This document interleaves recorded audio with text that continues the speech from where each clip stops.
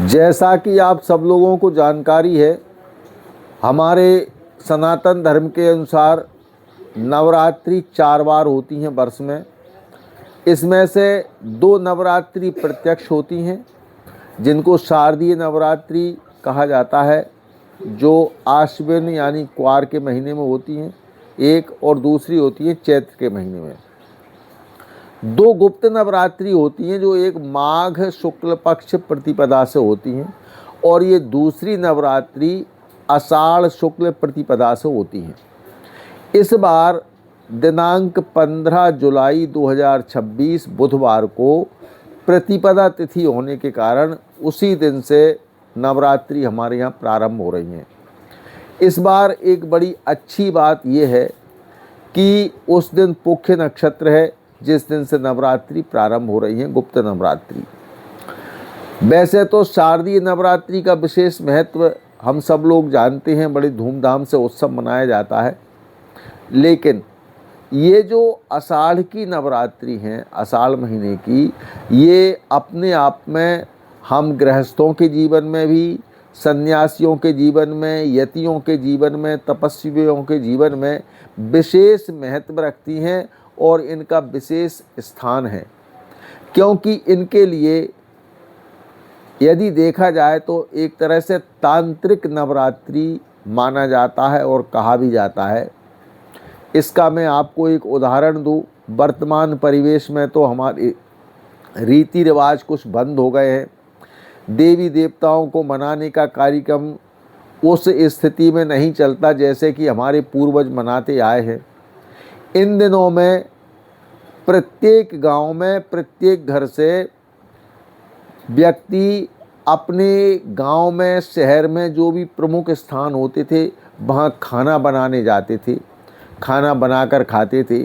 आज भी ग्रामीण परिवेश में ये नियम प्रचलन में है, और जिस दिन वहाँ खाना बनाने जाते थे, गांव की भाषा में उसको कहते हैं माधे देना, यानी देवताओं के यहाँ जाके उन्हीं के यहाँ खाना बनाते थे।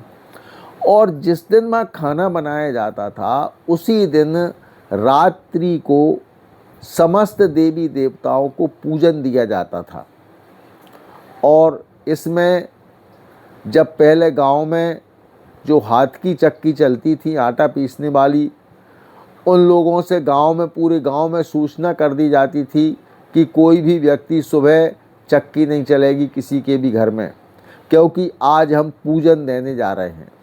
और पूजन देना माने समस्त देवी देवताओं का पूजन किया जाता था, उनको प्रसाद चढ़ाया जाता था। और ये प्रक्रिया रात्रि को 10 बजे के बाद, जब सब लोग शयन कर लेते थे, उसके बाद ये काम किया जाता था।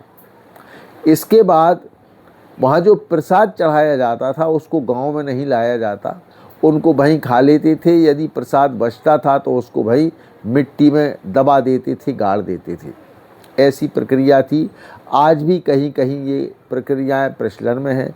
इससे तात्पर्य ये निकलता है कि ये तांत्रिक नवरात्रि हैं और ये अपने आप में विशेष महत्व रखती हैं। इसके बाद आपने देखा होगा गांव में जो लोग जानकार होते थे, जो यति सन्यासी जो होते थे, बैरागी होते थे, त्यागी होते थे, वो लोग प्रत्येक घर में जाते थे और अपने कुछ परंपरागत मंत्रों का उच्चारण करते थे और उनके घरों में जाकर एक तरह से बंधन करते थे कि किसी प्रकार की कोई अपवित्र आत्माएं अथवा तो कोई जहरीले कीड़े या पशु इत्यादि का प्रकोप या प्रवेश वहाँ ना हो। तो ये सारी व्यवस्थाएं नवरात्रि में की जाती थीं, लेकिन ये सारा का सारा हमारा परिवर्तित रूप था। अब ये नवरात्रि जो मनाई जाती हैं, वैसे तो नवरात्रि में माँ भगवती का, दुर्गा जी का विशेष महत्व है। उनकी आराधना करने का, उपासना करने का, पाठ करने का, हवन पूजन करने का। लेकिन ये जो नवरात्रि होती हैं ये माता महाकाली की प्रधानता इनमें है, और माता महाकाली हमारे समस्त संकटों से रक्षा करती हैं। जैसा कि बरसात का समय है, इसमें जहरीले जीव जंतु भी निकलते हैं, घूमते हैं। ये बारिश ज़्यादा होने के कारण घरों का सहारा लेते हैं, घरों में आ जाते हैं।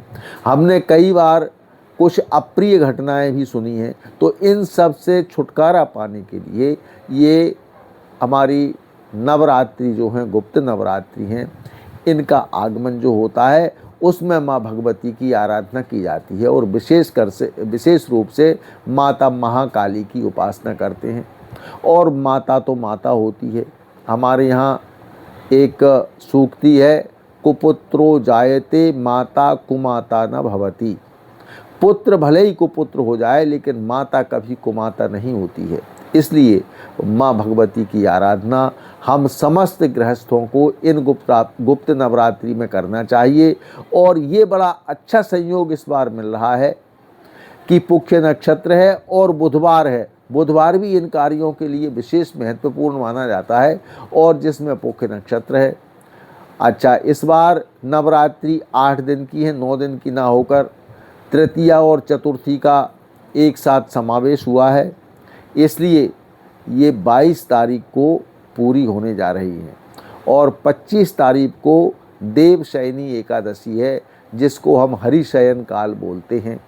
सब लोगों को जानकारी है, 4 महीने भगवान पातालपुरी में जाते हैं, राजा बलि के यहाँ रुकते हैं, जैसा कि अन्य शास्त्रों ग्रंथों की किंवदंतियाँ हैं। खैर, हम जो नवरात्रि की बात कर रहे हैं, इस नवरात्रि में आपको विशेष उपासना करना है। दिन में यदि किसी को समय नहीं मिलता है तो रात्रि में उपासना करें, लेकिन करें ज़रूर, क्योंकि हम गृहस्थ लोगों का एक विशेष कर्तव्य होता है। दूसरा, बहुत से लोग ऐसा मानते हैं, क्या पता भगवान सुनते हैं नहीं सुनते हैं, माता महाकाली हैं नहीं है, ऐसी बहुत से लोगों की धारणाएं हैं। लेकिन इसके लिए कई बार प्रत्यक्ष अनुभव किया गया है और मैं समझता हूँ प्रत्येक परिवार में कोई ना कोई व्यक्ति ऐसे होते हैं जिनको प्रत्यक्ष इनका अनुभव भी होता है और जानकारी भी होती है। इसलिए इन नवरात्रि में, ये गुप्त नवरात्रि में हमारे लिए माँ भगवती की उपासना करना है। हमारा निवेदन तो ये रहेगा कि आप पूरी सप्तशती का पाठ करें। यदि उतना नहीं कर पाते हैं तो कम से कम प्रथम चरित्र यानी दुर्गा सप्तशती का पहला अध्याय उसका पाठ करें। अगर आपको इतना करने समय भी नहीं मिलता है तो हम ये कहेंगे नवारण मंत्र का जाप करें, उसको सांगोपांग विधि से करें, वो ज़्यादा फायदेमंद होगा। नवारण मंत्र आप सब लोगों को जानकारी है, नहीं हो तो मैं बता रहा हूँ। ओम ऐं ह्रीं क्लीं चामुंडायै विच्चे। इस मंत्र का जितना ज़्यादा से ज़्यादा हो सके जाप किया जाए और नवमी के दिन अथवा अष्टमी की रात्रि में हवन कर दिया जाए। माता भगवती अति प्रसन्न होती हैं, अपने भक्तों को वरदान देती हैं और आज तक किसी भी देव ने उनके किए हुए अनुष्ठान को अपने पास नहीं रखा है। अपने भक्त के लिए कुछ ना कुछ निश्चित दिया है, ये बात बिल्कुल प्रत्यक्ष दिखाई देती है। इसलिए सभी हमारे श्रोताओं से हमारा विशेष अनुरोध है, विशेष आग्रह है कि इन नवरात्रि को खाली ना जाने दिया जाए, कुछ ना कुछ इसमें जाप पाठ अनुष्ठान किया जाए। और इसी के तत्काल बाद देवशयनी एकादशी से चातुर्मास प्रारंभ हो जाता है, जिसमें कि हमारे संत महात्मा मुनिजन एक स्थान पर रहकर 4 महीने जाप करते हैं, भगवान का आराधन करते हैं, ध्यान करते हैं, उपासना करते हैं और उसके द्वारा लाभान्वित होते हैं। तो इसलिए हमारा समस्त श्रोताओं से, समस्त दर्शकों से यही निवेदन है, कृपया इन नवरात्रि को खाली ना जाने दिया जाए, कुछ ना कुछ इसमें अनुष्ठान निश्चित किया जाए, क्योंकि ये हम गृहस्थों के लिए विशेष लाभदायक और फायदेमंद है। और इसी आशा के साथ मैं अपनी वाणी को विराम देता हूँ कि आप इस नवरात्रि को खाली ना जाने दें, इसमें कुछ ना कुछ अनुष्ठान जरूर करें।